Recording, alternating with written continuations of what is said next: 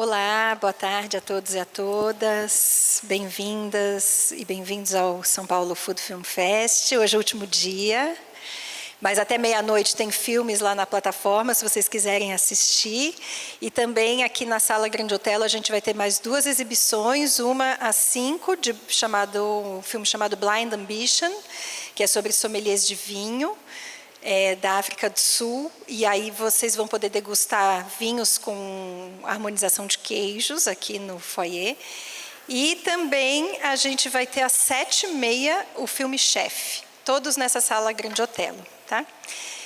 Então hoje eu acho que vocês assistiram um dos episódios, né, do História da Alimentação no Brasil. Ele também está disponível na Amazon Prime, todos os episódios estão lá, então eu não sei se vocês assistiram algum outro, acho que tem algumas carinhas aqui que eu vi que vieram em algumas das aulas, né? Mas além dessas 5 ainda tem mais uns 8 episódios, é muito interessante de assistir tudo.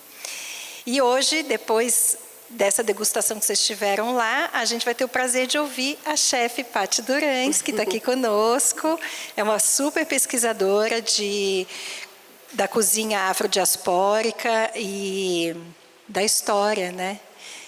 Então, eu vou deixar ela mesma se apresentar, que é melhor. Obrigada. Bem-vinda. Muito obrigada, boa tarde. Estou me recuperando aqui das emoções de assistir esse episódio, né? Porque são tantas camadas e tanta informação para a gente, né? Acho que essa foi a 5ª vez que eu assisti esse episódio, ele sempre mexe comigo. Então, boa tarde, queria agradecer a presença de vocês nesse dia chuvoso de São Paulo, nessa loucura da emergência climática que estamos vivendo, né? Muito obrigada.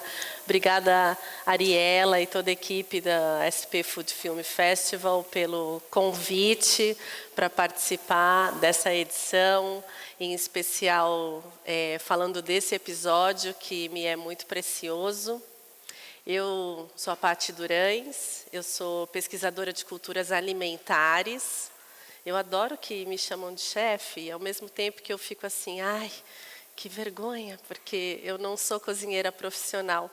Eu, na verdade, sou uma bela de uma dona de casa, cozinheira de forno e fogão da minha casa, rainha do meu tanque, que de vez em quando tem coragem de sair para cozinhar profissionalmente, como é uma situação como essa, né, e outras, para compartilhar com as pessoas um pouco do que eu sei e sempre aprender muito, né, nessas situações e ocasiões.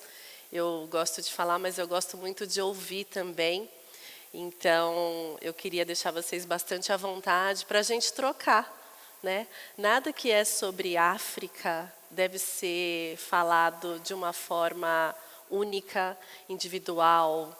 Nada sobre África é mono, né? É tudo multi, porque é um continente de muitas culturas e de muitos saberes.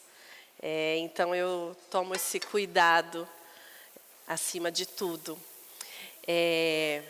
Sabemos que essa palavra bonita, diáspora, né? Ela, na verdade, ela fala de uma grande violência, que o episódio também retrata bastante bem, desse movimento forçado de corpos que foram obrigados a saírem de seus países, né? De suas tribos, de suas comunidades, de seus territórios, em favor do colonizador, né? E por que fomos nós, os povos escravizados? Alguém arrisca falar? Alguém sabe o real motivo do porquê da escravização de africanos? Coragem, gente. O que o colonizador precisava? De mão de obra, quem mais? Você que está acenando, o que o colonizador precisava? Coragem.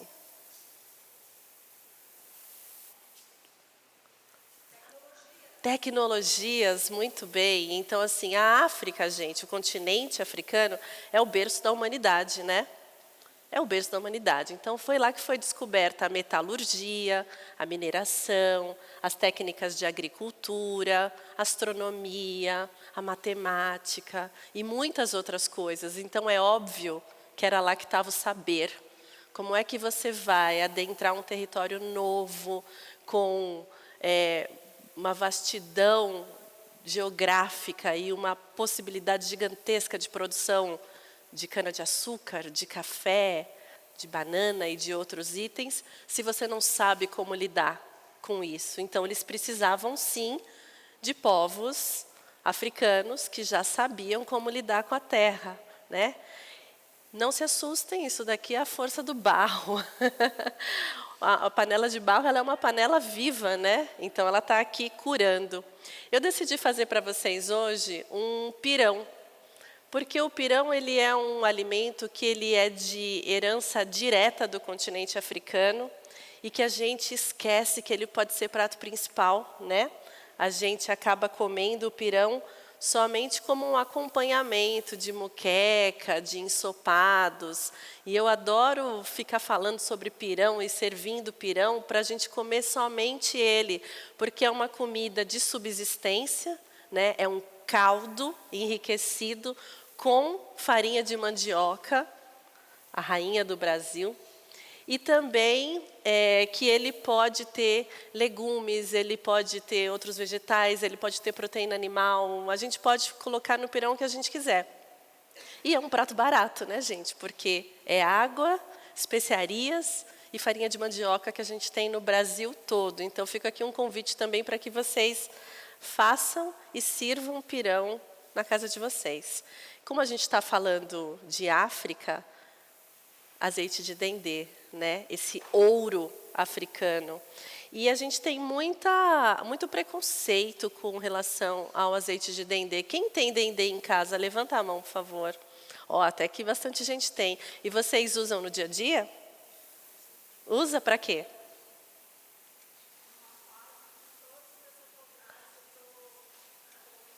Olha que maravilhoso, porque a gente acha às vezes que o dendê só serve para fritar o acará, né, que é o bolinho de feijão fradinho, ou para fazer moqueca.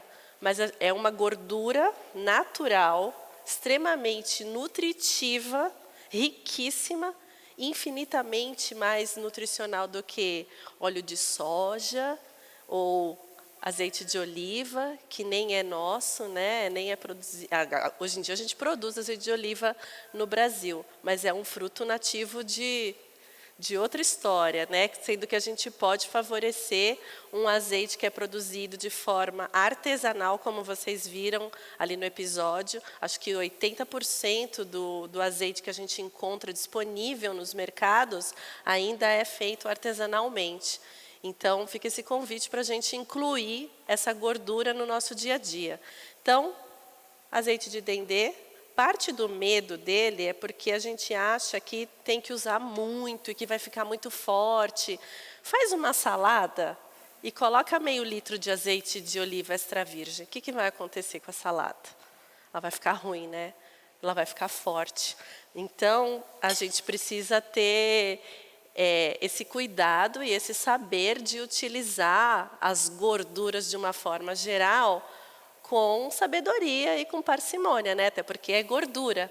Tudo, na verdade, tudo que é demais na cozinha vai ficar estranho. Muito açúcar, muito sal, muito óleo, muito azeite, muito coentro, né? Qualquer um desses sabores vai se sobrepor aos outros. Então, esse é um pirão diferente, porque ele leva um refogado de alguns vegetais. Eu vou começar aqui com cebola.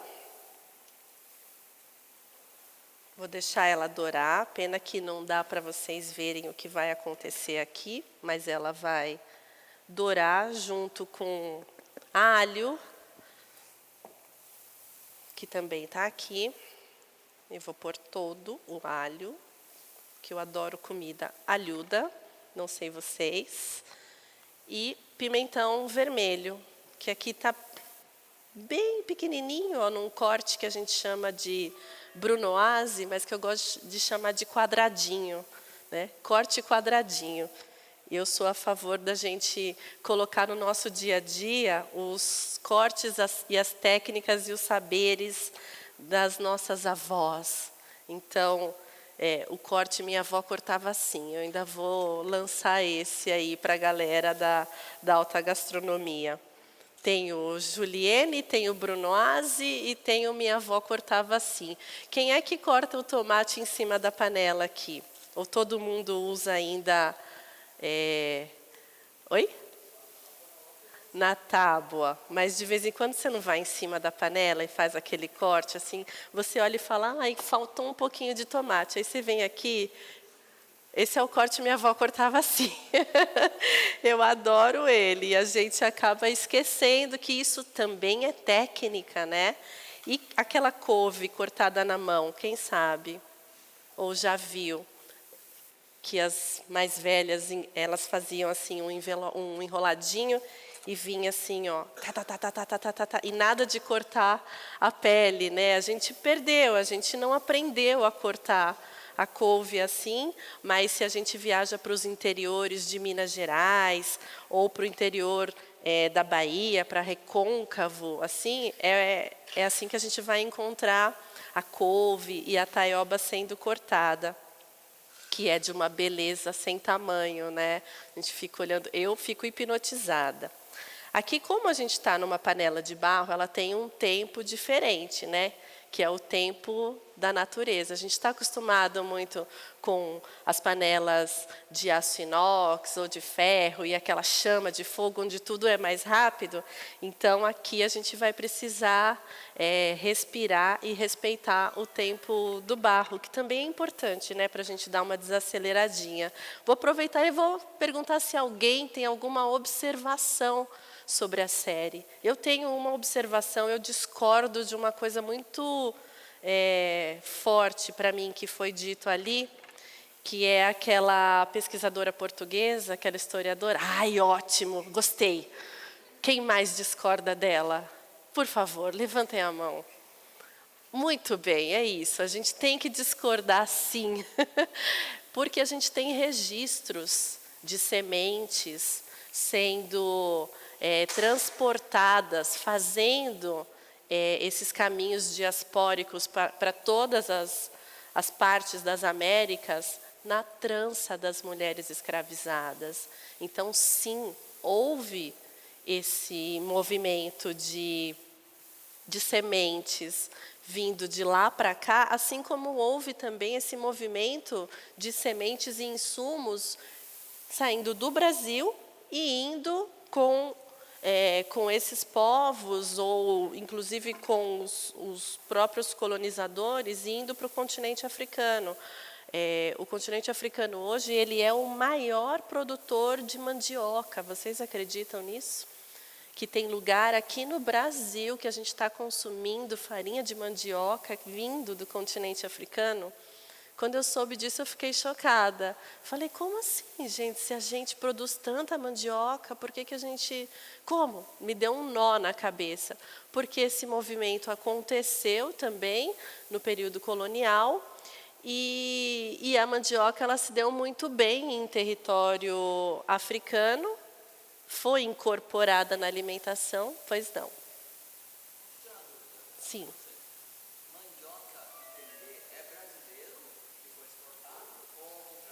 O dendê, ele é um fruto, aquele que você viu, aquele cacho caindo, né?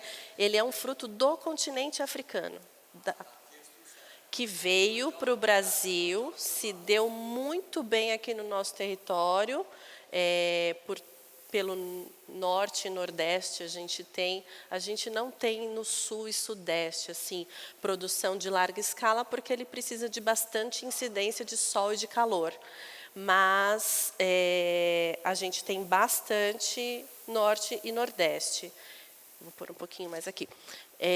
E a mandioca, ela é nossa. Ela é nativa do Brasil e ela fez um movimento contrário. Ela foi para lá e ela se deu muito bem, ela se adaptou muito bem lá. Quem mais discorda e por quê? Alguém quer compartilhar com a gente? Diga. Tem um microfone que a gente pode passar para ela, por favor? Aham.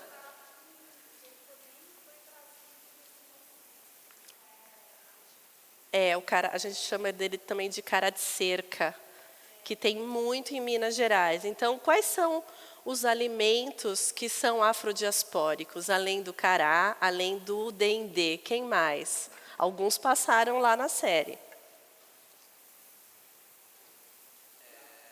Quiabo, inhame, que mais?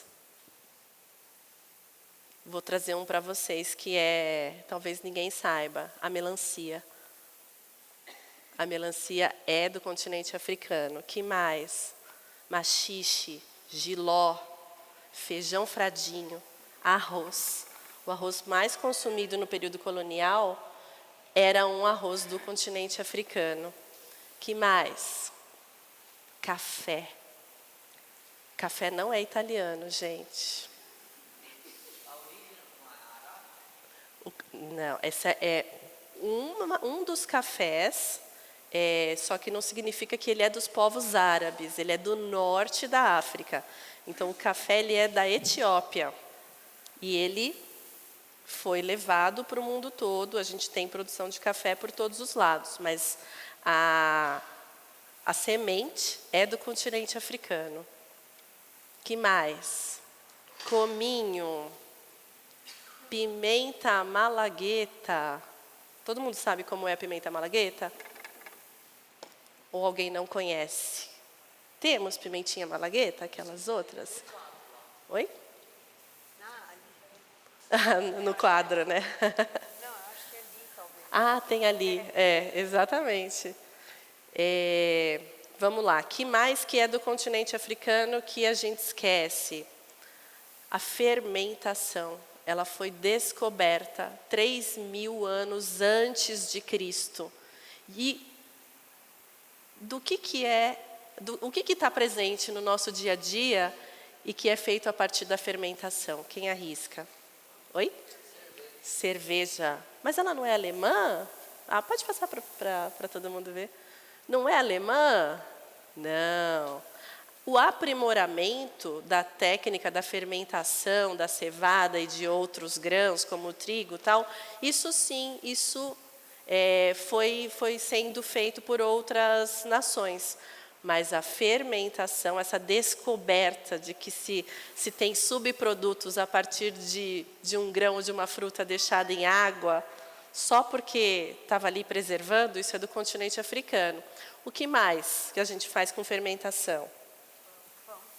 Pão. Mas o pão não é francês?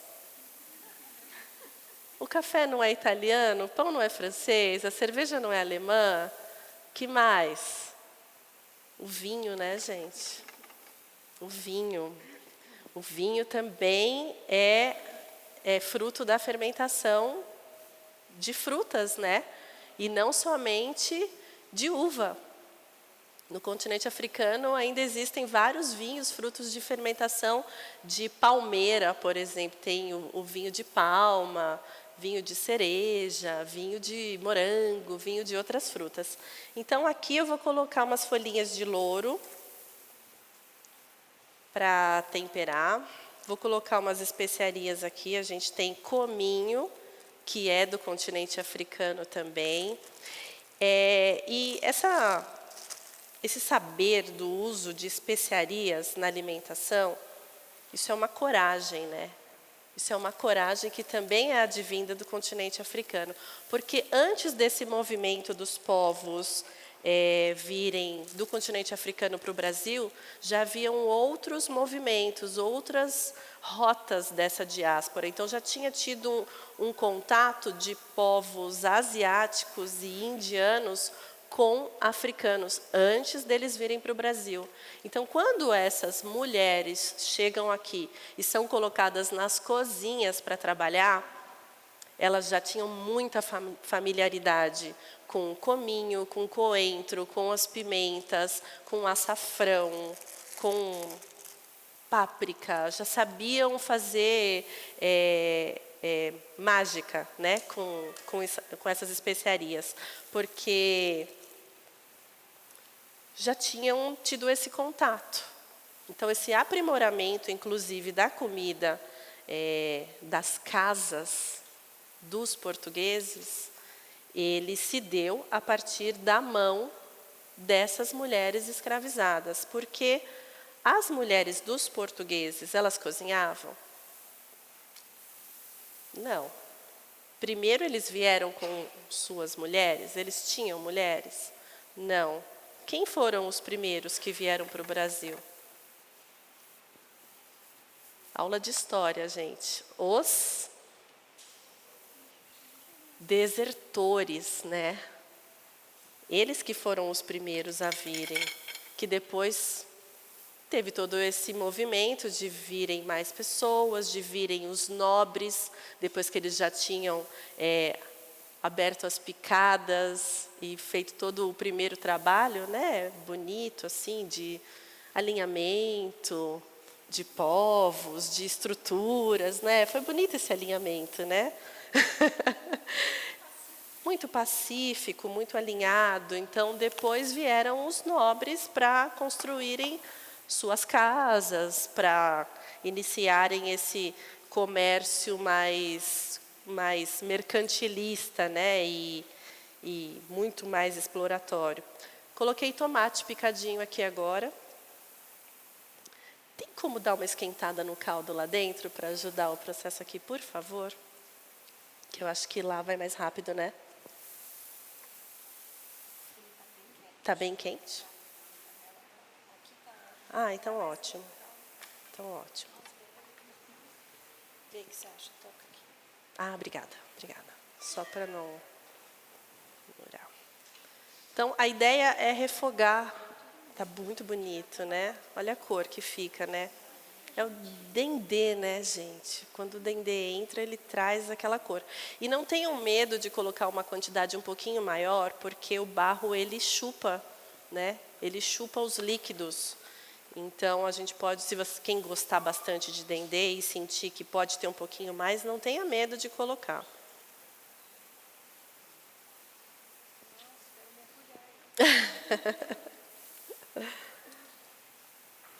Vocês costumam fazer pirão no dia a dia? Não, né? Quando vocês comem pirão? Alguém nunca comeu pirão aqui? Olha lá. Também não. E sopas no inverno, todo mundo come, né? Pensa numa sopa mais cremosinha. É o pirão. Porque esse ponto da textura é a gente que dá. A gente pode deixar ele mais firme para ficar mais durinho e a gente pode deixar ele mais líquido para consumir como se fosse uma sopa. Exatamente, porque ele aparece muito como acompanhamento e nunca como prato principal. Diga. Obrigada.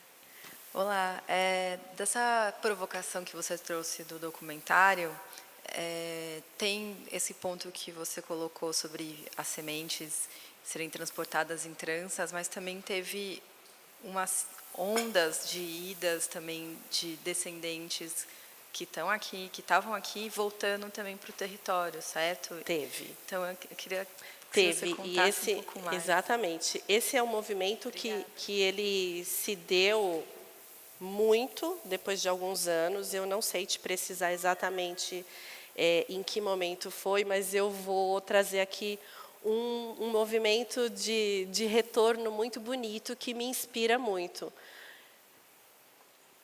Foi dito ali na série por uma cozinheira que infelizmente nos deixou há uns anos atrás, que é a Angélica Moreira, do AG1 da Diáspora. Ela falou das primeiras empreendedoras do Brasil, que eram as escravas de ganho, as negras de tabuleiro, né?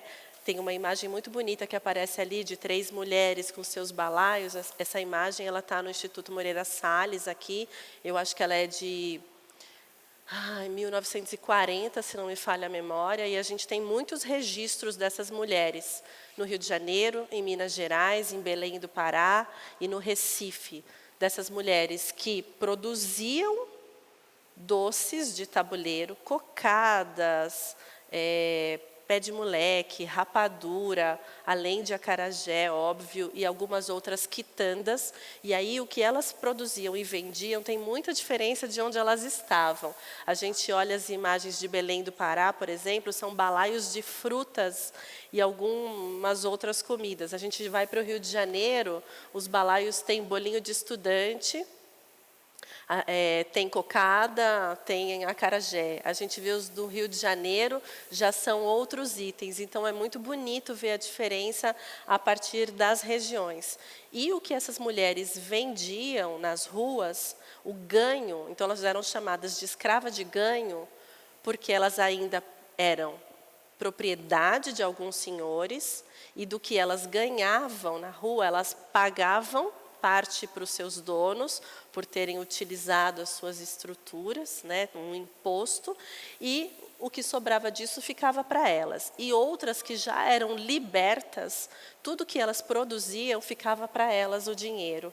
E elas compraram alforrias, elas compraram bens nessas regiões, né, Pernambuco, Rio de Janeiro, Minas Gerais e Bahia, e algumas voltaram. Então, tem o movimento das retornadas, que eram mulheres que voltaram com dinheiro e com joias e que reconstruíram suas cidades. Então, o Benin é um país que ele é muitíssimo parecido com o Rio de Janeiro e Salvador, porque é fruto dessas mulheres que voltaram com dinheiro para reconstruir, e Angola também, por conta delas. Então, que orgulho, né? Sempre que eu estou meio macambuja, como dizia meu avô, eu fico lembrando desse movimento. Eu penso, não, Patrícia, você é descendente dessas mulheres. Você tem que honrar esse trabalho. E se nós, mulheres, trabalhamos com alimentação hoje em dia, é porque essas mulheres começaram esse trabalho no período colonial e ensinaram mulheres do Brasil a trabalhar e trabalhar com alimentação. Então, é muito bonito isso, né? A gente acaba esquecendo. Então, aqui a gente tem dendê, alho, cebola, folha de louro, pimentão vermelho, mas que poderia ser o amarelo, o verde, todo mundo junto, ou só amarelo ou só verde. Poderia ter aqui também cenoura, poderia ter outros vegetais, tá? Então, fica à vontade para vocês brincarem. E eu vou colocar o caldo já, porque eu preciso dele borbulhando. Esse caldo está muito bonito, ele foi feito com os talos. Então, fica aqui um lembrete também para não ficar jogando comida fora, gente. A gente nunca pôde jogar comida fora, hoje muito menos, e no futuro muito menos, né? Olha tudo que está acontecendo aí com o planeta, e isso é responsabilidade nossa, né? Direta do que a gente está fazendo. Lixo é diferente de resíduo e sobra é diferente de resto. Esse caldo ele é feito com as sobras. Então, aqui tem talo da salsinha e da cebolinha que a gente vai usar, tem a pontinha do pimentão, tem casca do alho, tem casca de cebola, tem raiz da cebolinha e do cheiro verde, tá? Então, eu vou virar ele aqui. Se alguém tiver curiosidade e quiser vir aqui dar uma olhadinha para ver como é que está a cor, sentir o cheiro, fica à vontade. Eu vou virar tudo. Aqui tinha 1,5 litros, né, de caldo. Eu ainda não coloquei sal. O sal vai ser a última coisa que eu vou colocar, porque sal é um dom, né, gente? A gente usa os... Pode, por favor. Ó. Vou fazer assim para você, ó, para quem quiser. Ó, que bonito.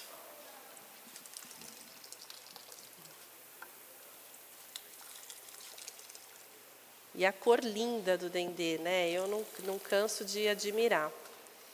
Ó. Aí na semana, se vocês fizerem pirão em casa, vocês me marquem, tá? Isso.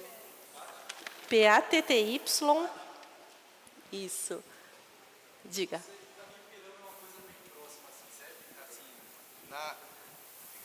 Na culinária da minha mãe, assim, toda comida que rende um bom caldo, sai um pirão, né? Todo caldo vira um pirãozinho, um né? mocotó, um cozido, moqueca, o que for.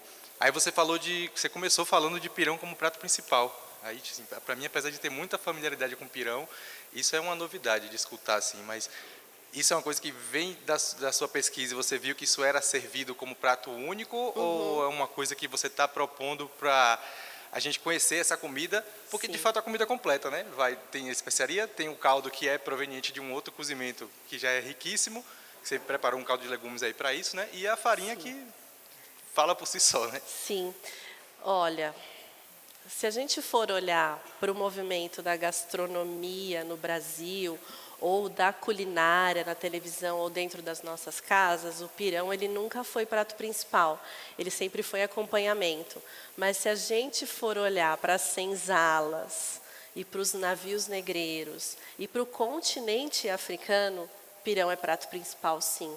Se a gente for olhar para famílias de baixa renda, pirão é prato principal, sim.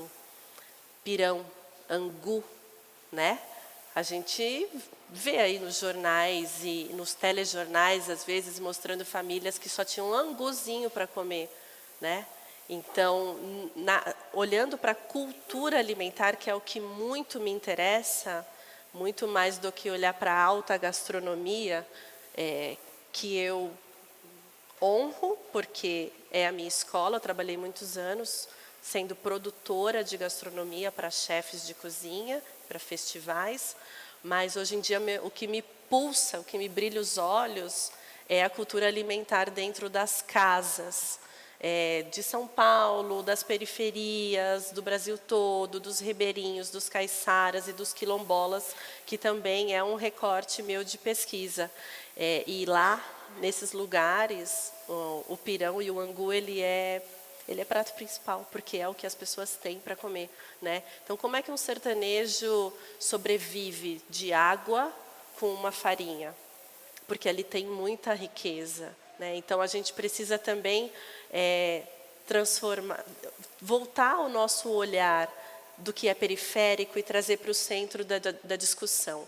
Então, é uma provocação que eu venho fazendo do porquê não, por que isso que está presente como prato principal na mesa do brasileiro não pode estar também nesses outros serviços da hospitalidade, que é como a gente chama, né? Restaurantes, lanchonetes, confeitarias e cantinas. Quem nunca comeu pirão aqui na escola? Quem estudou em escola pública nos anos 70, 80, várias vezes comeu angu e pirão, ou um mingau, né? Oi? Mingau de aveia, mingau de amido de milho, são coisas que elas estão sumindo do nosso dia a dia porque a gente está comendo muito ultraprocessado, né? Então, a gente absorveu a cultura eurocêntrica no nosso dia a dia, né, para o nosso estômago. Tem um pesquisador que, infelizmente, também faleceu há 1 ano e meio atrás, que se chamava Dr. Laila África. Ele era um médico africano que ele estudava esse fenômeno do genocídio de corpos negros e periféricos a partir da alimentação, que se chama nutricídio, que é quando a gente morre pela boca, basicamente, que é o que está acontecendo com a gente, se a gente for olhar todas as camadas disso. E como? Pela escassez e pelo excesso. A escassez do alimento in natura, que está cada vez mais caro, e o excesso do alimento ultraprocessado, que está cada vez mais fácil e acessível. Quando eu era criança, era muito difícil comprar um iogurte, uma bolacha ou biscoito, ou um cereal. Essas coisas eram difíceis, elas não estavam no dia a dia. Um embutido, né, presunto, salame, tudo isso, além de muito caro, não estava no bairro. A gente tinha que ir para outros bairros para comprar essas coisas de vez em quando. Hoje em dia, a gente tem que andar para comprar mandioca mais barata, Porque no nosso bairro, na nossa rua, tem macarrão ultraprocessado, tem os lácteos também processados, né? Eu não vou falar as marcas aqui, mas vocês entendem do que eu estou falando, né? E se a gente abrir a nossa geladeira e o nosso armário e olhar para a nossa cozinha, a gente vai ter muito mais alimento ultraprocessado do que in natura, não é verdade? Quem consegue identificar na própria casa essa transformação? Todo mundo, né? Então, o que você leva de lanche para a escola? Fala ali no microfone. Eu geralmente levo umas bolachas e aqueles leite de caixinha, sabe? É o que eu geralmente mais levo. Tá vendo? Então, assim, nós, né? Eu tenho 47 anos. Eu levava fruta, eu levava um sanduíche, ou ia para a escola e tinha um mingau. Você já comeu mingau de maisena? Não, né? Cadê a mamãe? Quem é a mamãe? Quem é a sua mãe? Ela está na produção. Está na produção. Mamãe, faça um mingau de maisena para o seu filho. E é isso, a gente precisa prestar atenção, né? Eu gravei um TEDx no começo da pandemia, que eu chamo de vamos desembalar cada vez menos e descascar cada vez mais. Que eu trago essa provocação do que a gente está fazendo com o nosso corpo, com a nossa alimentação e o que a gente está passando para os nossos, né? Para os nossos filhos. Eu tenho em casa 2 filhas, uma que já foi completamente doutrinada pelo espírito ragatanga do alimento in natura e natural, e outra que é total junk food.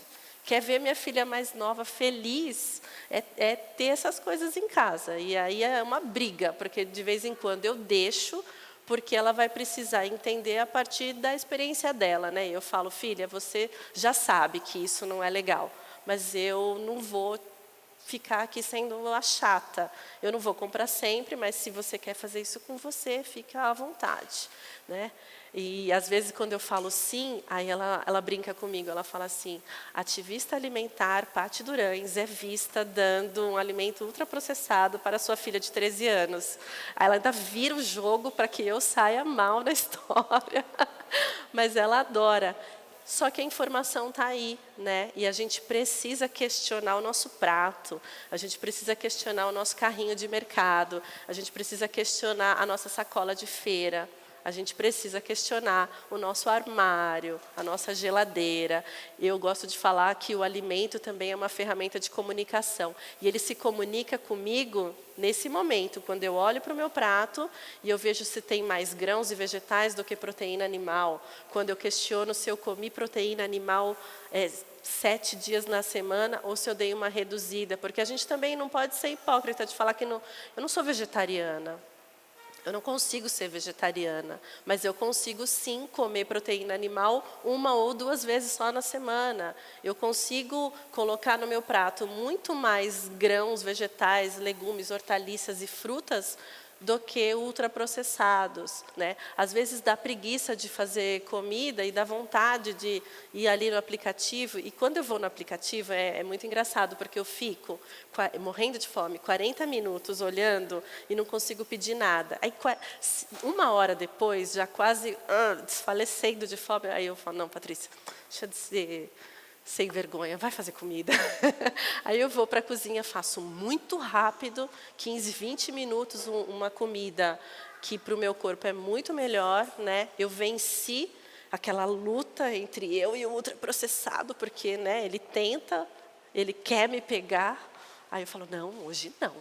Hoje não, amanhã também não, mas de vez em quando a gente acaba sucumbindo, né, Ariela? Acho que você também, né? Porque a gente não consegue todos os dias fazer nossa comida, a gente que trabalha muito e tudo mais. Mas fica aqui esse questionamento para a gente prestar atenção no que a gente está fazendo, né? Quanto mais a gente come proteína animal, mais a gente desmata, mais a gente vai passar calor. Olha o que está acontecendo neste momento. Isso que a gente está vivendo vem sendo falado há 20 anos.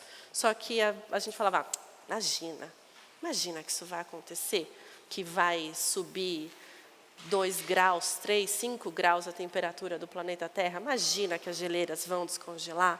Imagina que a gente vai ficar sem árvore no Brasil, na Amazônia? Imagina que aqueles rios vão secar? Está tudo acontecendo, né? A gente já está atrasado para fazer todas as modificações. Talvez não dê mais tempo, talvez dê tempo, né? Se a gente for de pouquinho em pouquinho modificando, talvez a gente consiga fazer um pouco pelo nosso corpo. Então, olha a quantidade de incidência de câncer hoje, né? Câncer é outra coisa que, quando eu era adolescente, a gente ouvia falar assim, nossa, uma tia distante, não sei o quê, morreu de câncer. E os outros? Morreu de pneumonia, tuberculose, morreu de idade, morreu de velhice, morreu de cansaço, morreu de desgosto, né? Hoje em dia, é câncer disso, é câncer daquilo, é câncer desse, câncer daquele. Daqui a pouco, assim, 90% das mortes que a gente vai ter ao nosso redor vai ser de câncer, e a causa do câncer é 80% ou mais relacionada aos alimentos e ao que a gente está consumindo de química, né? Vocês já pararam para ler rótulo das coisas que vocês compram no mercado? Já? Me fala uma coisa que você compra no mercado e que você lê rótulo. Uma. Leite. Você já leu o rótulo? Qual é o primeiro ingrediente do leite? Deveria ser leite, né? Ou um suco. Olha lá, temos uma embalagem. O que é isso? Posso ver? Posso ver? Vamos lá.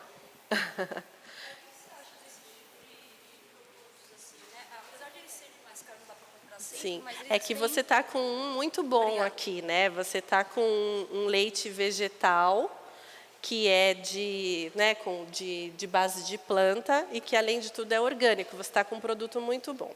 Mas, vamos lá. É que esse aqui é bom. Ele tem água, açúcar demerara orgânico, castanha de caju orgânica, cacau, carbonato de cálcio, espessante goma guar, sal marinho e aromas naturais. Esse é bom, mas, por exemplo, carbonato de cálcio.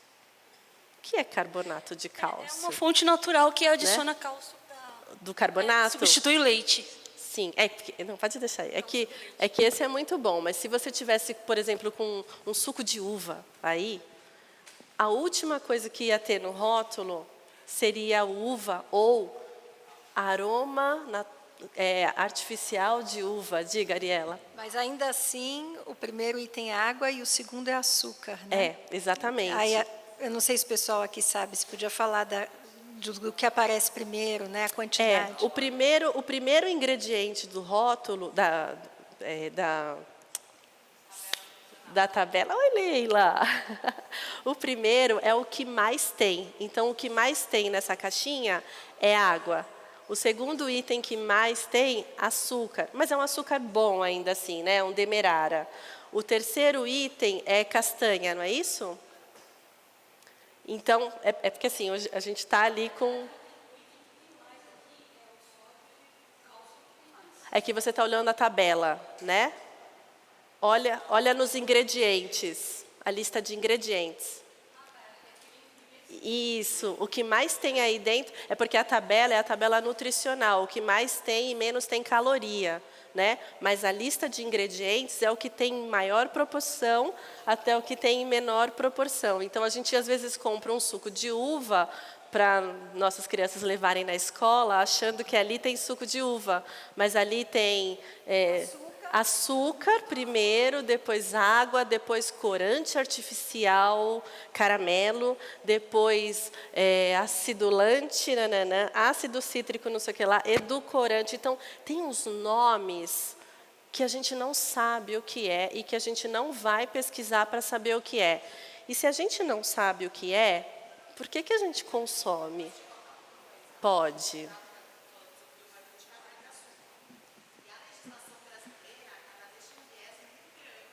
Você quer um microfone? Vem aqui, ó. A legislação brasileira deixa um viés muito grande, porque Porque os sucos que estão escritos assim, 100% natural ou integral, tu pode colocar 10% de qualquer coisa no suco. Então, tem que olhar no rótulo e ter certeza, porque eles podem ter, ele é integral, mas ele é reconstituído. Então, ele foi concentrado e diluído de novo.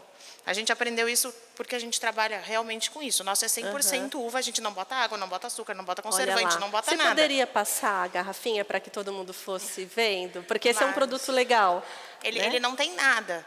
Só que a legislação brasileira permite que a gente coloque até 10% de qualquer coisa e a gente compra o suco que está escrito 100% natural, sem conservante, sem coisa, e tu pode adicionar. Então, tu tem que saber não só o rótulo, mas a procedência, porque tu ainda tem esse viés dos 10% que tu pode botar o que quiser. E pouquíssima gente sabe. Coloca carbonato de cálcio, muito, porque é para baixar o açúcar, a acidez e transformar o suco em mais doce, água e açúcar. É o que mais tem de adição. E pode colocar e a legislação permite. Porque o carbonato de cálcio vai alterar o sabor. Vai ter uma alteração.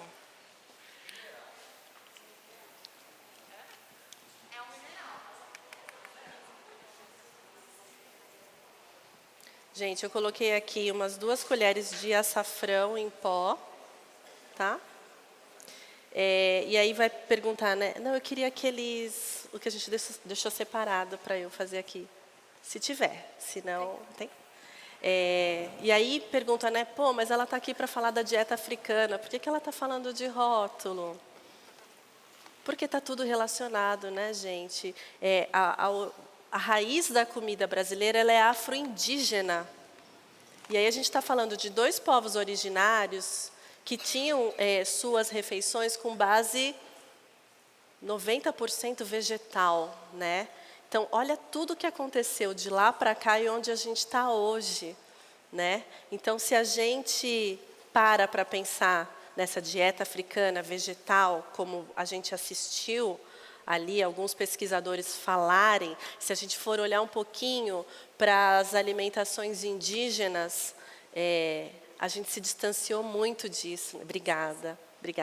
A gente se distanciou muito disso, né? E a gente precisa reincorporar tudo isso no nosso dia a dia. Outro dia eu trouxe essa provocação e uma pessoa falou assim, mas eu como tapioca 5 vezes por semana, eu já tirei o pão da minha vida, eu só como tapioca. Eu falei, legal, mas você come a tapioca pura? Você só faz o biju, joga uma manteiguinha de garrafa e é isso que você come de manhã com o seu cafezinho? Não, Pati. Então como é que você faz? Eu coloco presunto e queijo. Eu falei, então, entendeu? Entendeu como a gente... Você não pode falar que você ainda tem uma alimentação com esse fundamento indígena no seu dia a dia, se você está colocando presunto e queijo para tapioca. Se você não consegue lidar com o gosto puro de um biju de tapioca, porque a gente está precisando colocar tempero, colocar outras coisas na nossa comida para aceitar, porque a gente viciou nosso paladar, né? Quando a gente adentra comunidades quilombolas, por exemplo, no café da manhã, um café adoçado com rapadura, quando tem café. Às vezes é um café de milho, porque é um grão que também pode ser torrado, moído e diluído em água. Outro dia eu estava no Ceará, eu provei um café de manjerioba. Já ouviram falar? É uma fava que eles secam, porque ela tem ali uns grãozinhos dentro. Eles secam essa fava, torram e moem. É gostoso? Não é gostoso. Porque se fala assim, olha, um café, nosso cérebro, né, os nossos conectores, eles já vão ligar a gente ao que a gente sabe e entende de café sem olhar. A gente sente o cheiro e sabe que aquilo é café, o café do dia a dia. Agora, o café de milho, café de manjerioba, café de arroz, café de outros grãos, é estranho, mas está presente no dia a dia de alguns povos. E aí era esse café e inhame, batata doce, mandioca de vez em quando. Aí o corpo fala, pô, mas é café da manhã, né? Queria um pãozinho com manteiga, queria um queijo, queria um leite no café de café, porque a gente se distanciou completamente dessas culturas. Então, de vez em quando, é legal a gente dar um passo atrás, né? Eu gosto muito de uma fala da chefe Paola Carosella, que está aqui na exposição, e que muita gente conhece de quando ela era do MasterChef, porque ela foi perguntada do que ela acreditava ser a comida do futuro. E ela falou que a comida do futuro para ela era a comida do passado. Eu acho isso tão bonito, porque a gente só vai sobreviver se a gente der uns 10 passos atrás, né? Então, tudo que a gente for pegar uma embalagem, a gente poderia se questionar. Se a indústria fez isso, será que eu consigo fazer também? Será que eu consigo fazer um leite condensado? Será que eu consigo fazer um creme de leite? Será que eu consigo fazer um leite de coco? Será que eu consigo fazer um biscoito? Será que eu consigo fazer um pão? Será que eu consigo fazer um caldo de galinha? O que precisa para fazer um caldo de galinha? Carcaça de galinha, uns vegetais e água, né? Mas quem é que compra peito de frango com a carcaça hoje em dia? Quem? Né? E gordura também. Mas a gente compra o quê? Filé de frango, né? Tem criança que acha que o frango veio da bandejinha, que acha que o leite veio da caixinha, que acha que a manga também veio da bandejinha, que não sabe que a manga vem de uma mangueira, de uma árvore. Então, a gente está muito distante, a gente precisa dar esses passos atrás. Aqui está devagarinho, mas está indo, tá, gente? Eu estou com um pouquinho de medo de colocar o leite de coco aqui e ele não dá uma engrossadinha, leve, mas vamos lá. Amanhã é feriado, né, também. Não, acho que eu vou aqui. Qualquer coisa eu ponho mais farinha. Eu estou entrando aqui agora, gente, com leite de coco. De forma geral, o pirão, já está no máximo, o pirão ele não tem leite de coco. Mas esse daqui é uma receita que eu descobri numa pesquisa que eu fiz, nos livros do Manuel Querino, que é um escritor de 1939, eu acho. Ele escreveu um livro chamado A Arte Culinária da Bahia. E eu gosto muito desse livro porque lá em 39 ele já se relacionava com a comida baiana enquanto arte, enquanto cultura, né? Era um homem negro, escritor, que escrevia sobre várias coisas e escreveu um livro sobre a comida baiana, se reverenciando a ela enquanto arte. Quando a gente faz esse recorte, a gente entende comida como cultura, né? Alguém consegue falar um pouquinho sobre o que seria o entendimento de comida enquanto cultura? Por favor. Fala no microfone para todo mundo te ouvir. Vem um pouquinho mais perto da gente.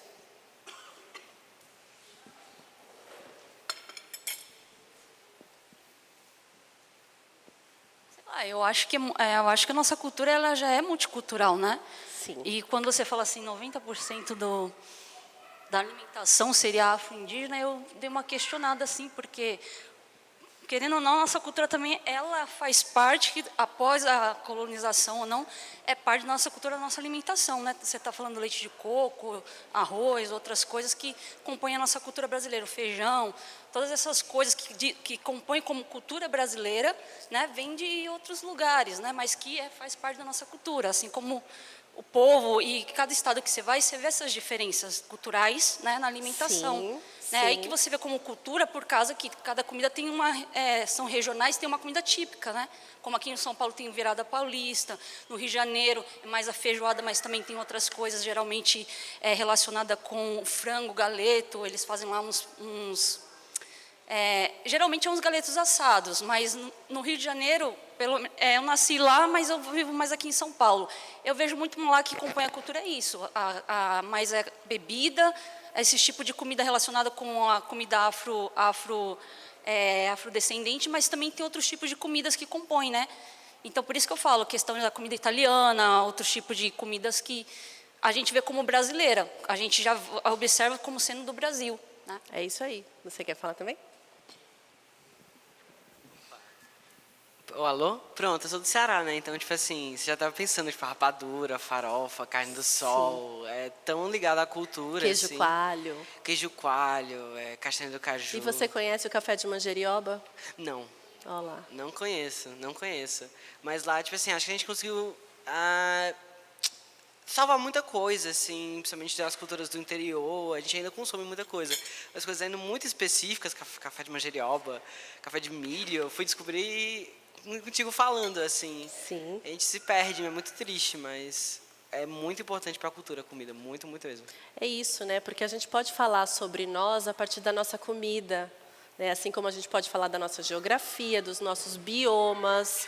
A gente pode explicar Brasil para uma pessoa que não seja do Brasil a partir da nossa comida e a partir dos nossos estados, né? Por favor. Oi, tudo bom? Oi, Obrigado tudo bem. pela aula. Eu que agradeço. Eu queria fazer uma pergunta que esbarra nessa questão da cultura, que é um pouco essa...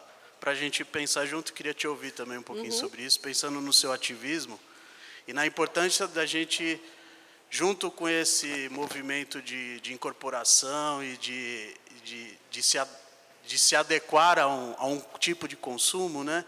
Eu queria fazer uma questão sobre exatamente a cultura do consumo, porque a gente também tem um movimento individual de salvaguardar a própria vida e o próprio corpo, né? Então tem um movimento, infelizmente, que é um pouco da cultura do consumo, que é de se adaptar a uma nova alimentação a partir de uma perspectiva muito individualizada, né?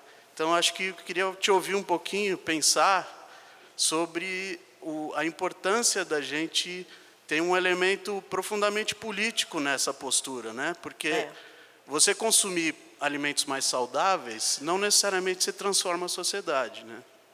Porque a gente está lidando com uma cultura do consumo, do indivíduo e com uma produção industrial que é uma máquina quase que imparável, né? Então, se não tiver uma postura política, fica um movimento individualizado, muitas vezes ligado à cultura do consumo, né? E não da transformação social, né? Mas a gente também não pode desistir, né?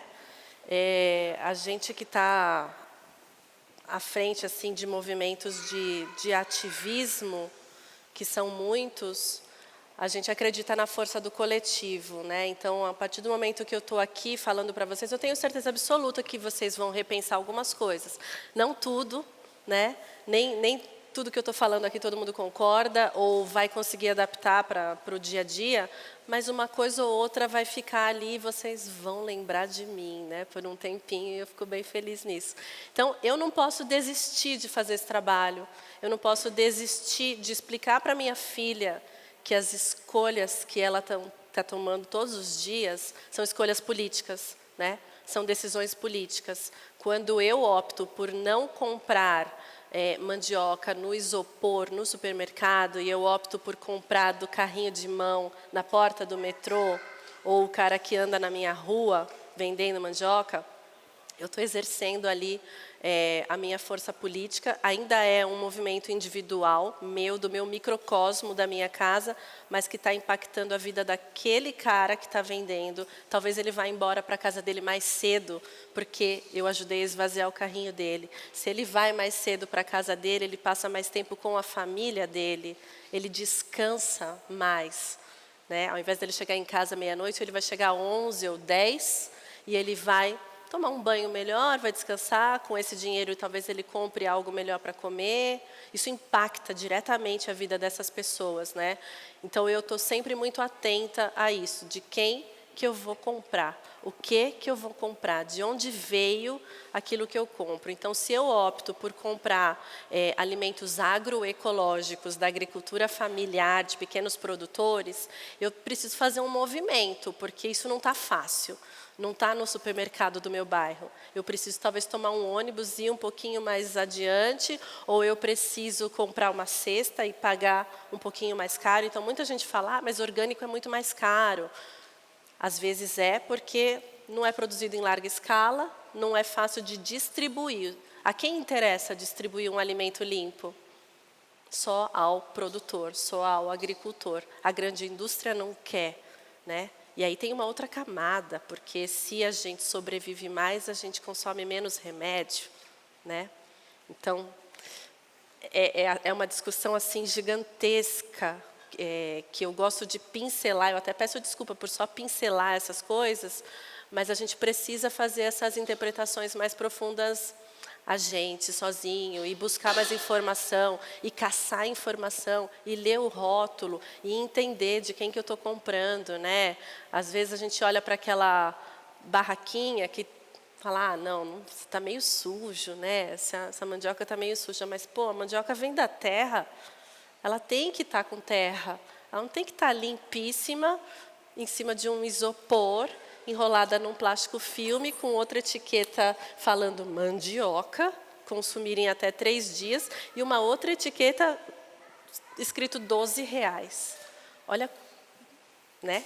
Então, quando eu opto por isso, eu estou favorecendo uma grande indústria, eu estou gerando, inclusive, mais resíduo para a natureza, sendo que eu poderia comprar do cara do carrinho de mão e levar a mandioca com terra para minha casa e descascar a mandioca, que é o que se faz com mandiocas, né?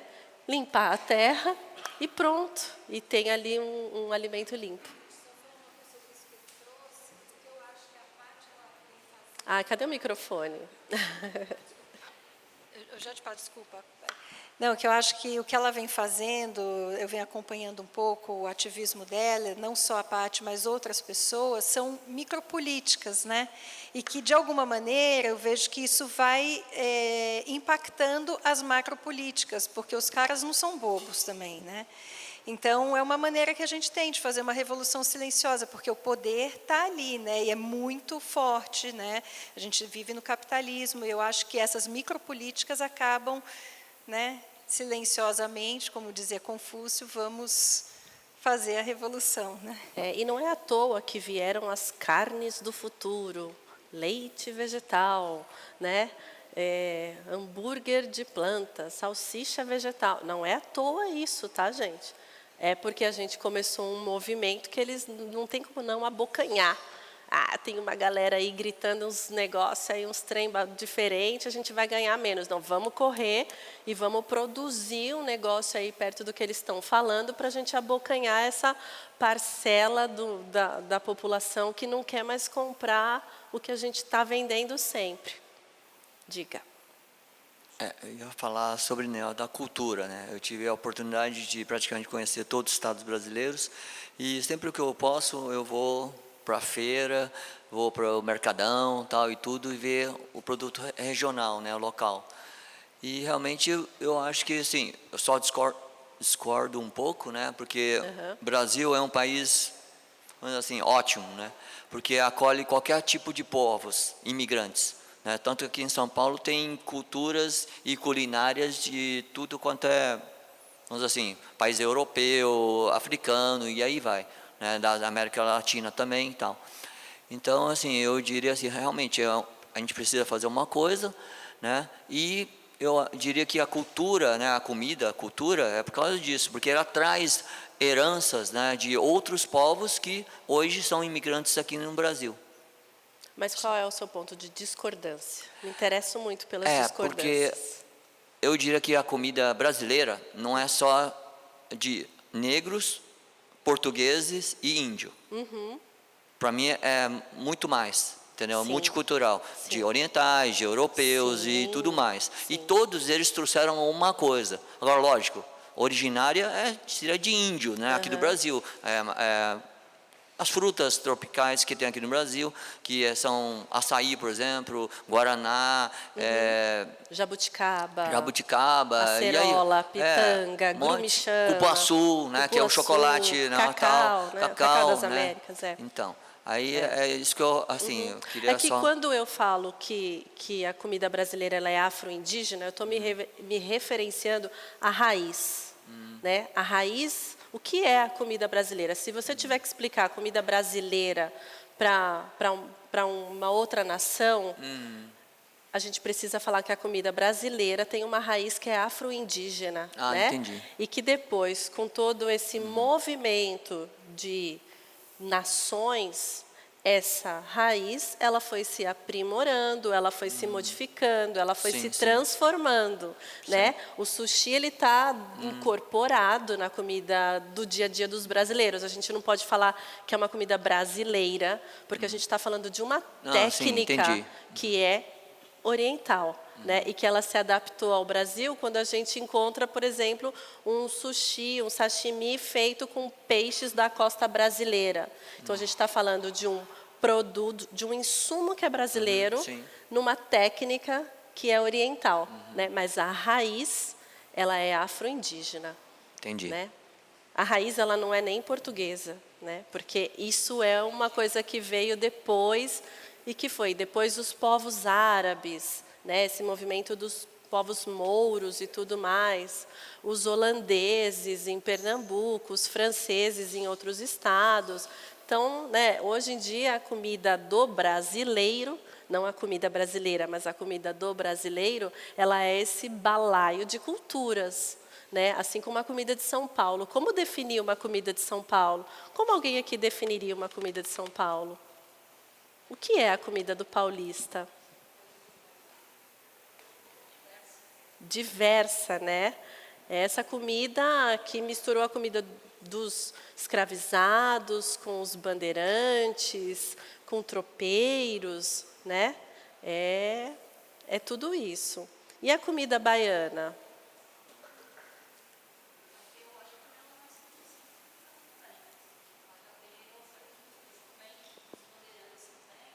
E a doçaria portuguesa, né? O açúcar, ele foi introduzido pelos portugueses, né?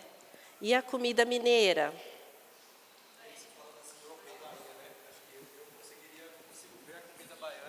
Separada em 3 pedaços, né? A Vamos comida lá. da praia, do recôncavo, a comida do Boa. sertão mais para cima, para o Você é norte, baiano? nordeste eu sou.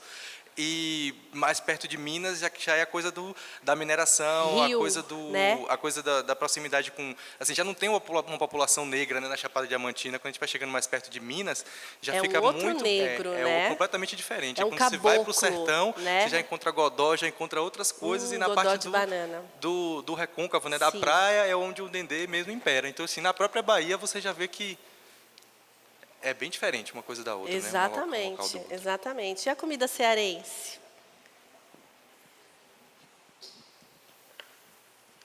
A comida cearense tem muito da diferença, realmente, do interior para a cidade, né? No interior tem mais, tipo assim, a rapadura, carne do sol, farofa, e essas coisas, né? Que tu falou muito da diferença do que é um prato, do que é um acompanhamento, né? Porque também você vê, assim, rapadura, farofa, farinha.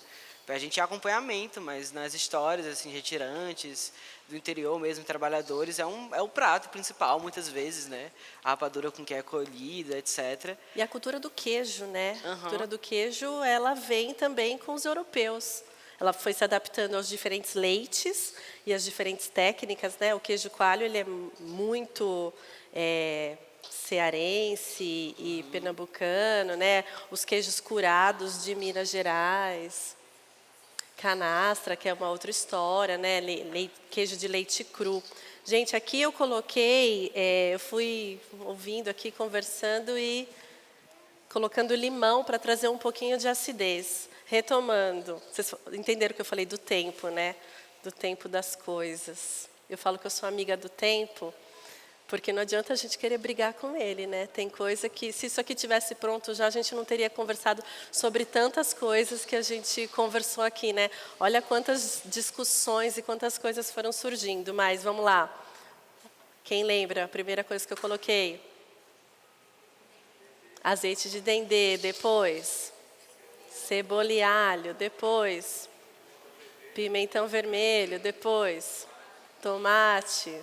Folhinha de louro, cominho. Foi coentro em pó. Cominho, coentro em pó, um pouquinho de açafrão, folhinha de louro, o caldo, muito bem, está prestando atenção. Depois, leite de coco e agora açafrão em pó e depois entrei aqui com limão. Tá todo mundo aqui, ó, que legal. Eu cortei aqui uns quiabinhos. Eu gosto de falar que eu sou quiabo influencer.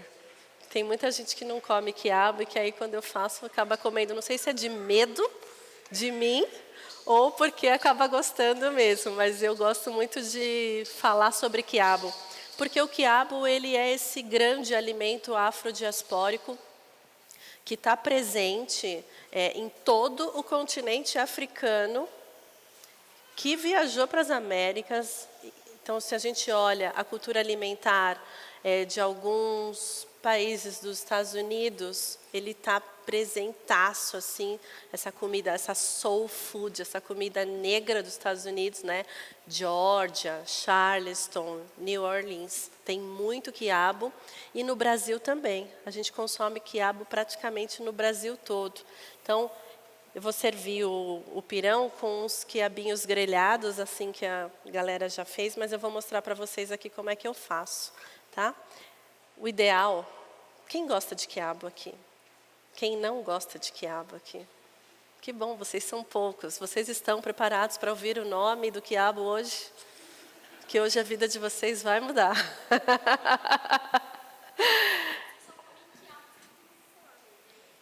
Assado, né? E o quiabo a gente come ele no vatapá, que vocês viram ali recheando, né? No frango com quiabo dos mineiros, ou ele fritinho, assim como eu vou fazer. E dessa forma ele não fica com baba, porque a maioria das pessoas que não gostam de quiabo é por conta da baba. E a maioria das pessoas que ama quiabo é por conta da baba. E que aí fala, não, esse daí não tem baba, eu não quero. E qual que é o segredo para não ter baba? Vocês sabem? Oi? Cortar como? Faca bem sequinha.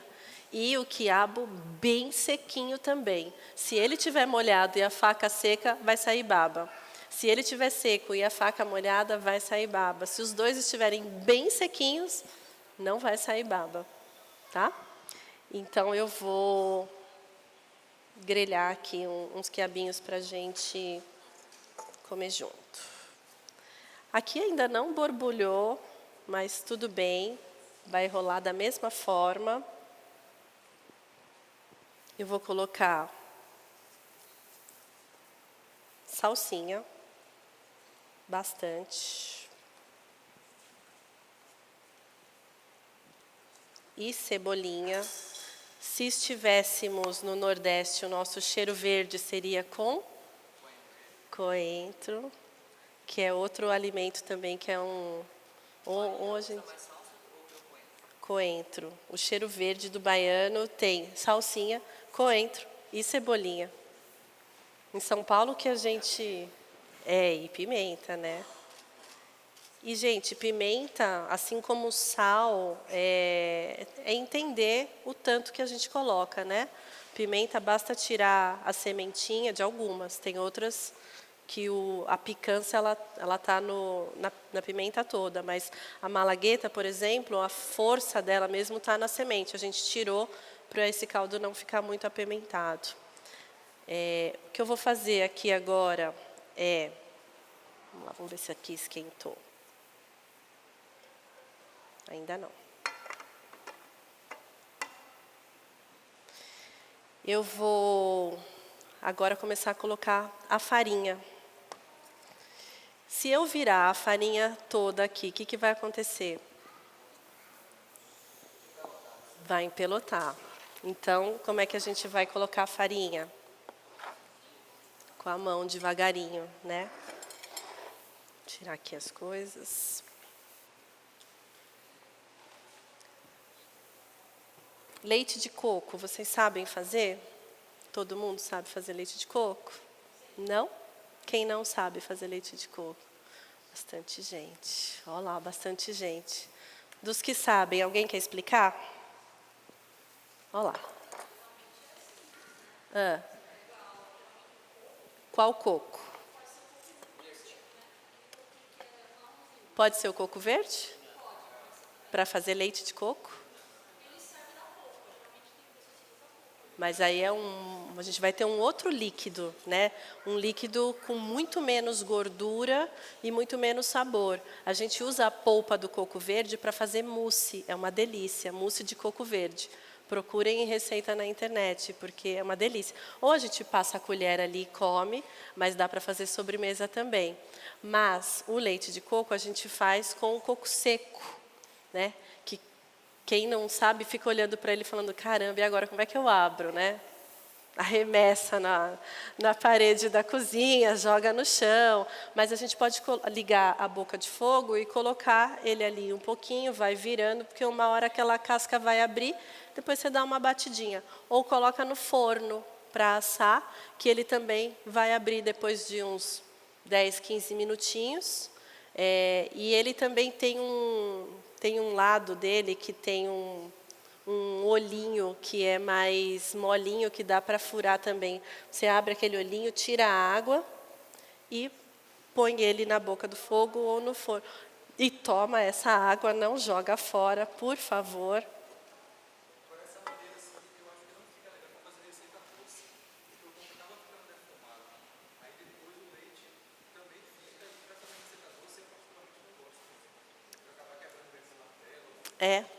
Porque você não quer o defumado. Mas aí, para ele ficar defumado, ele tem que ficar bastante tempo, né, no fogo, você não acha? Eu faço assim e eu nunca senti. Você tira aquela entrecasca? Então, porque talvez se tirar, dá para bater no miolinho também. Isso. E depois a gente pega esse coco e bate ele no liquidificador com água morna. Tá? Se bater com água fria, a gordura não vem. É um leite muito ralinho, muito estranho. Se a água estiver morna, aí ele vem bem cremosão.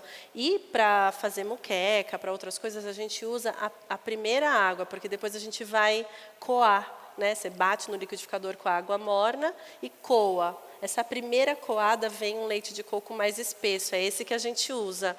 Mas dá para voltar esse bagaço no liquidificador de novo e bater de novo e ter uma outra água para outros preparos, porque aí é uma água sem tanta gordura, tá? Então, eu vou entrar aqui. Agora foi. O que vocês vão comer, ele foi tostado no azeite de oliva, mas já que eu estou aqui falando de dendê, eu vou tostar esse daqui no dendê, para quem gostar. Eu cortei ele de compridinho e vou deixar ele aqui tostando. Depois a gente vira, tempera e é isso, gente.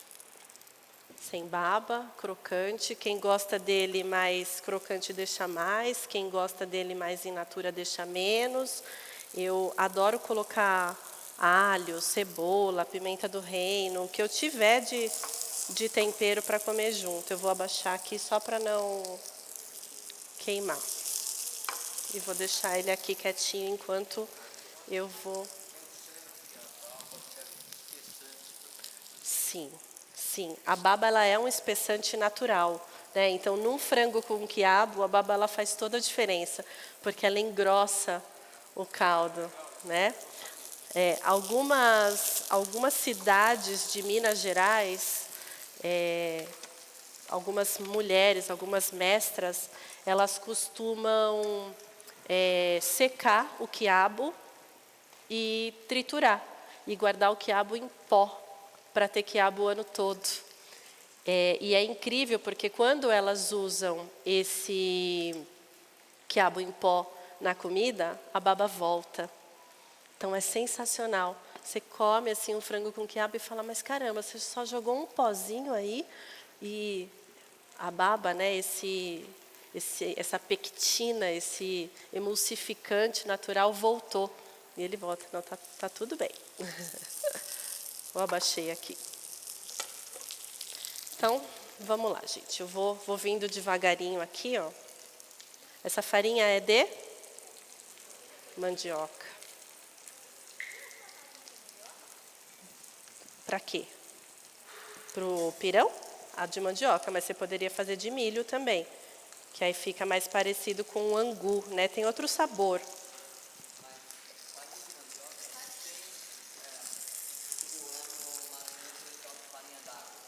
A gente tem muitas farinhas no Brasil, né?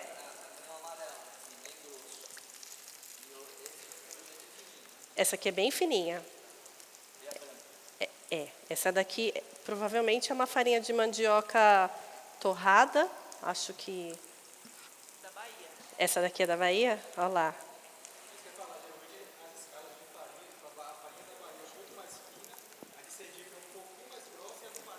Super grossa. Tem a farinha Guarini, né? Tem outras aí que são bem mais grossinhas, mas que dá para fazer pirão também com as grossinhas. Outro dia eu fiz com a farinha d'água e ficou muito gostosa. A gente tem um fouet aí, Leila? Não? Fouet é aquele batedor, né? Que ele ajudaria aqui para não empelotar. Nem temos uma colher de pau. Tem? Frito peixe e óleo gato aqui, né?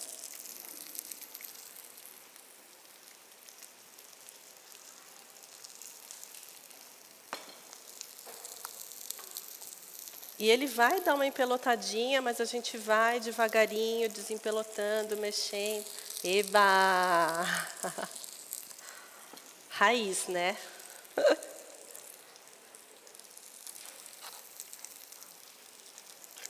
Quem quer dar uma mexidinha aqui? Quer vir? É?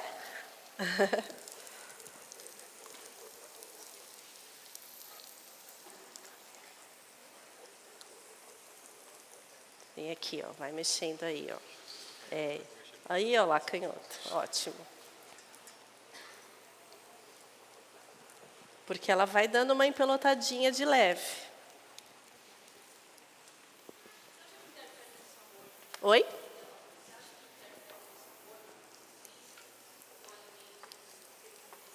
No barro? Total, total, porque vem o gosto da terra, né? A temperatura, o tempo de cocção é outro, é outra história.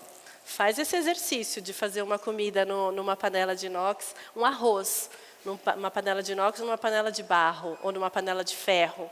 É outra história.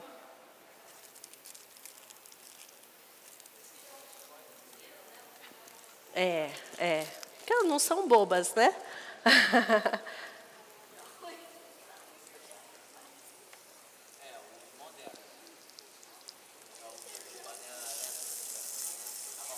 Eu coloquei sal e um pouquinho de coentro em pó aqui, tá?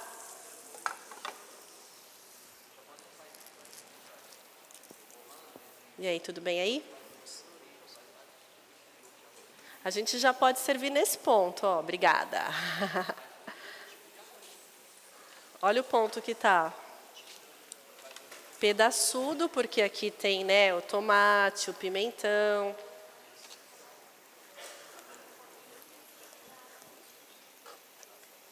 E é muito importante vocês comprarem farinha boa, gente, porque faz toda a diferença, sabe? Compra na Casa do Norte. Ai, mas onde eu vou comprar? Vai na Casa do Norte. Servir serve, né? Casa do Norte, essas casas que vendem carne seca, manteiga de garrafa, as farinhas, os requeijões. Chama Casa do Norte e quase todo bairro tem. São essas portinhas milagrosas que a gente passa, que a gente invisibiliza, porque a gente vai direto ao supermercado.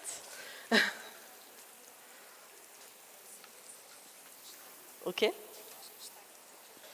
Ah, tá bom. Perfeito. Isso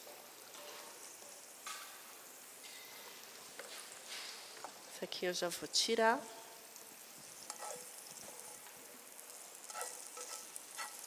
Tem uns no dendê aqui, tá?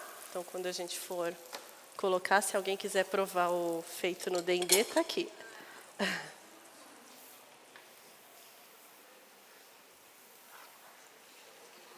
Oi? Vai querer no dendê?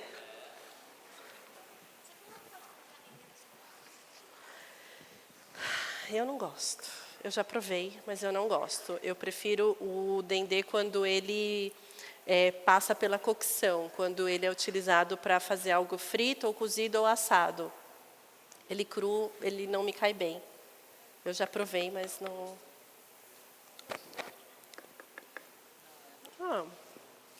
é diferente, né? Eu vou dar uma acertadinha no sal. Sal é aquela coisa que nas receitas está sempre sal a gosto, né? Porque a gente vai sentindo, né? O sal deveria ser a última coisa que a gente põe na nossa comida, né? Primeiro, especiarias, ervas, temperos, pimentas e, por último, sal. Mas tem muita comida que só tem gosto de sal, né? A Dona Canô, mãe do Caetano Veloso, ela tem um livro muito bonito, porque as pessoas perguntavam para ela, mas Dona Canô, a senhora sempre dá receita dos seus pratos e a senhora nunca fala o tanto de sal que a senhora coloca. E ela respondeu, acho que foi para um jornalista, se não me falha a memória, ela respondeu, meu filho, o sal é um dom. E esse é o nome do livro de receita dela, que é bem bonito. Então, sal é um dom, assim como açúcar, né? Duas coisas que se a gente usar demais, vai dar ruim. Ó, eu já apaguei aqui, porque o barro ele vai continuar, né? A gente para, mas o barro retém o calor e ele continua. Está num ponto cremoso, poderia estar num ponto menos. Se eu tivesse caldo aqui, eu poderia vir com caldo e diluir mais, caso eu quisesse ele mais líquido. E poderia estar com uma textura mais grossa, colocando mais farinha. Tá? Ó. Eu vou colocar um pouquinho mais de limão para trazer um pouquinho mais de acidez, para vocês sentirem.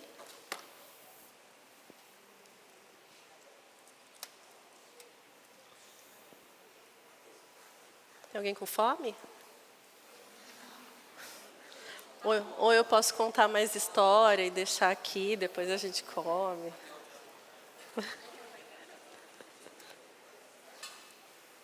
Então, a gente vai servir. Vocês vão vindo com a... Temos que conseguir fazer quantas cumbuquinhas? Posso ir colocando?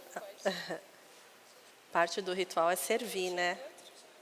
Eu vou colocar uma concha e se sobrar a gente faz mais. Um quiabinho.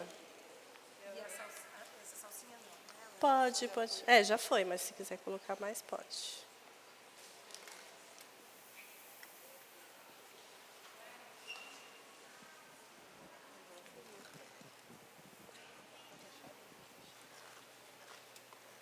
Esse está quebrado, ó. Esse é um prato de mandioca?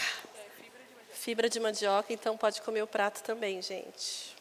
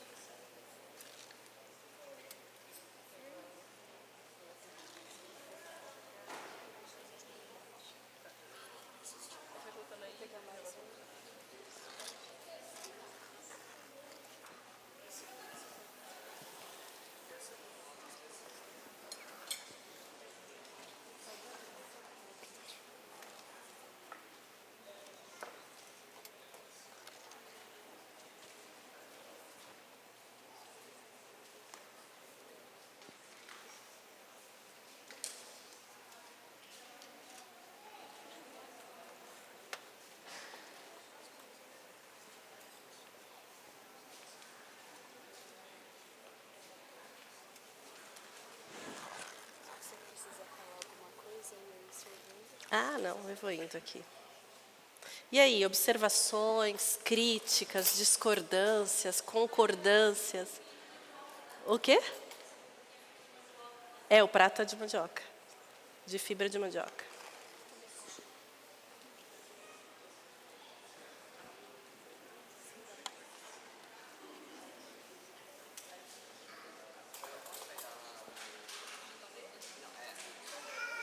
Ah, pode. Tem uma pinça ali, ó.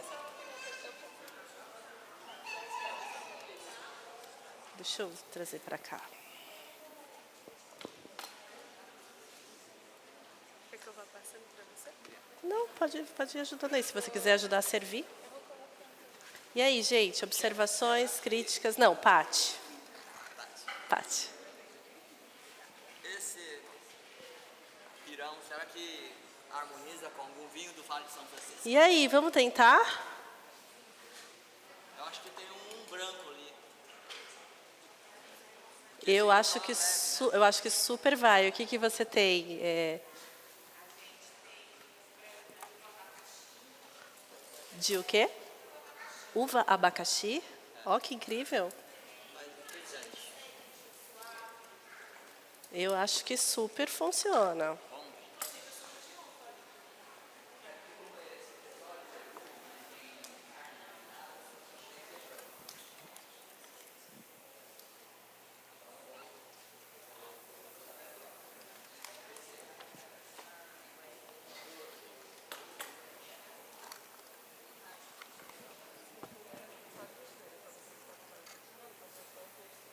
Ah, falta pouco? Falta pouco?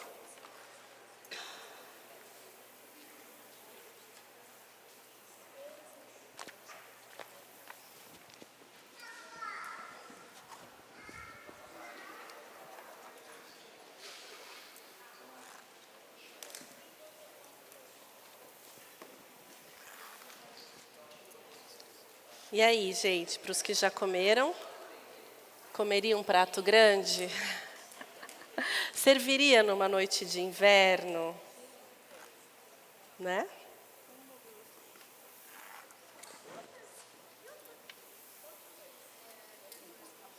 Cenoura, vagem, outros pimentões, todos funcionam.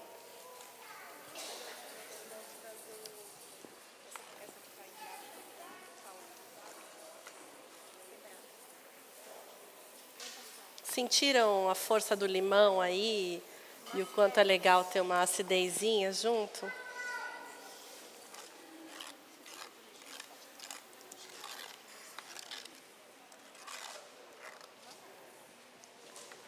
Já foi todo o pratinho? Ah, tá pegando? Com medo de queimar aqui. Faltam quantos? Nossa.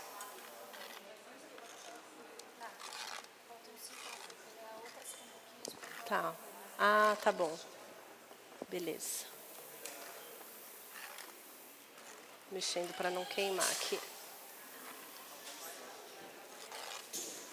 E aí, quem vai fazer pirão em casa? Vai fazer, né? Todo mundo tem panela de barro? Quem tem pilão em casa ainda? Boa. Tem que ter pilão, panela de barro, colher de madeira, né? Ah, muito obrigada, muito obrigada. Saúde. Eu vou provar. Vai ser no pequenininho, mas aí Tá. enche ele bem. Foram 7 pessoas, chegou mais gente. Não era 9? Não, é como eu levei 5, né? Tá uma delícia? Ó. Diminuído já. O potinho é menor, mas vai ganhar E aí? 2 reais. Não ficou forte, porque é isso, se você colocar muito, vai ficar forte, né? Turma que não gosta de quiabo e comeu quiabo? Cadê as pessoas que não gostam de quiabo? Comeu? Gostou? A gente fica muito preso a alguns medos, né? A gente tem medo de comer coisa diferente, medo de arriscar, medo de trocar a gordura do dia a dia.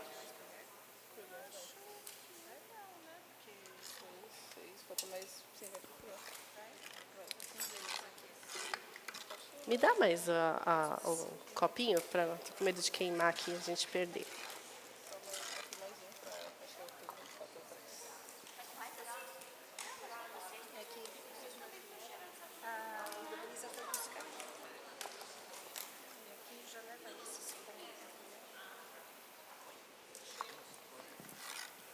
Dúvidas sobre a dieta africana? Dúvidas da história? Considerações?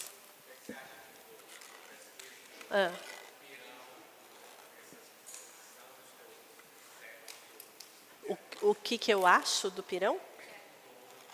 No pirão? Eu acho que ele foi deixado de lado, acima de tudo, né?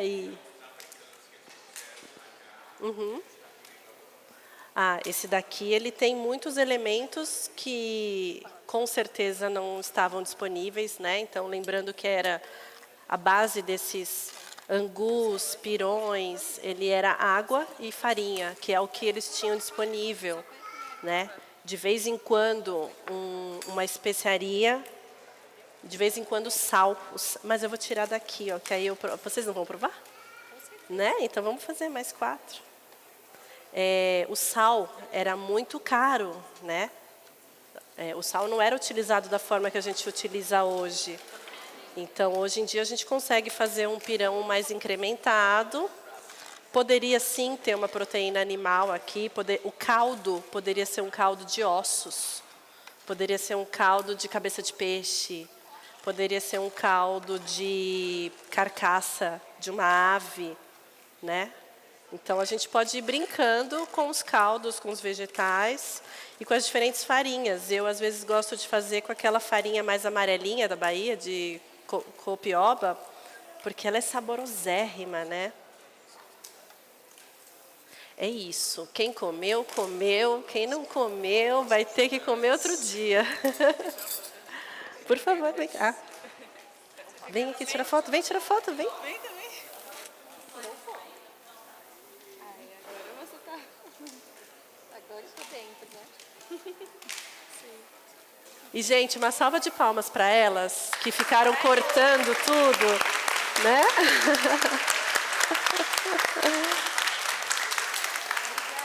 Eu que agradeço. Obrigada. E o gostoso é pegar aqui, ó, essa rebarbinha, porque essa daqui vem com barro, né? Vem com terroir. Gente, só para lembrar vocês que agora vai ter o Blind Ambition às 5 nessa sala Grande Otelo, com depois degustação de vinhos e queijos. Então, todos e todas convidados. E mais uma vez, obrigada, Paty. Uma salva de palmas para ela, né?